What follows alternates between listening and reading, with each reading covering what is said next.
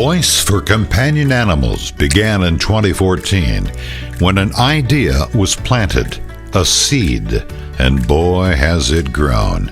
Meet Executive Director Robin Mays.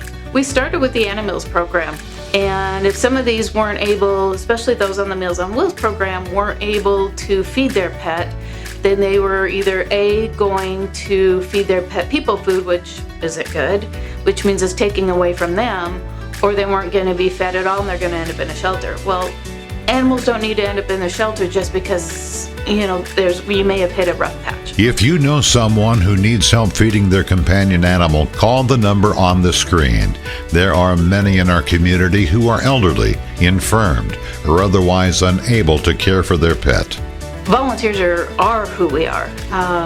We're not anything without the volunteers, and we're close to, almost 30 that come through the building, take care of the animals. Oh, we go every day, pretty much every day after work, and then if we have dogs, we let the dogs out, we socialize the dogs. And then we have cats that are scared, so you go socialize the cats that are scared.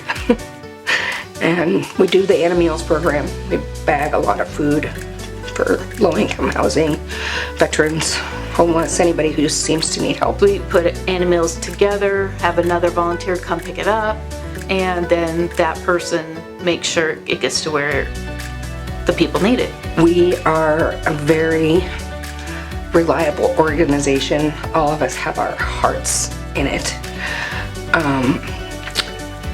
Any donations go towards the care of the animals. This is what we want to do with the Animals program, and then getting a good basis, and then growing to the no-kill rescue that we have right now, which is, we're always full. Someone that is no stranger to animal rescue is Michelle Koloff, a permitted wildlife rescuer with the Wildlife Rescue Team of Nebraska, with a specialty of rescue, rehab, and release of raccoons and foxes in central Nebraska. And they really don't understand why we do what we do. Because we can, number one, and it's a passion of ours. It's not for everyone, but the ones you can save, the percentage you can save, makes it all worthwhile. Rescue's a passion, but I do it in hopes that I don't have to do it. Let's keep doing this, so maybe down the road I won't have to.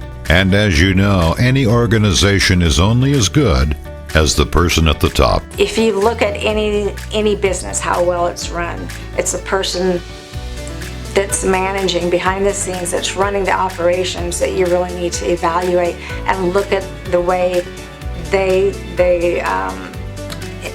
how they organize their people, how they train their people, how they run their business. She is very passionate about what she does. She gets her hands in there.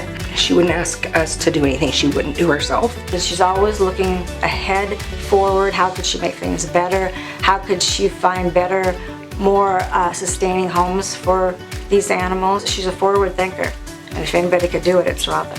We are all volunteers. We go by grants and donations. We don't have contracts with anyone. We're not affiliated with anyone. Now, we are licensed, so we are inspected to make sure we are following state laws and what have you, and the shelter expectations as far as like ASPCA shelter requirements. We're meeting that, if not exceeding it, and we're holding ourselves accountable. Accountability that works when putting food in front of animals or taking in rescue animals when the need exists. It's also grants that we write, donations. We have amazing support. It just seems like every time we put a post or a request out there, we meet it. We want to make a difference, whether it be to an animal, cat, dog.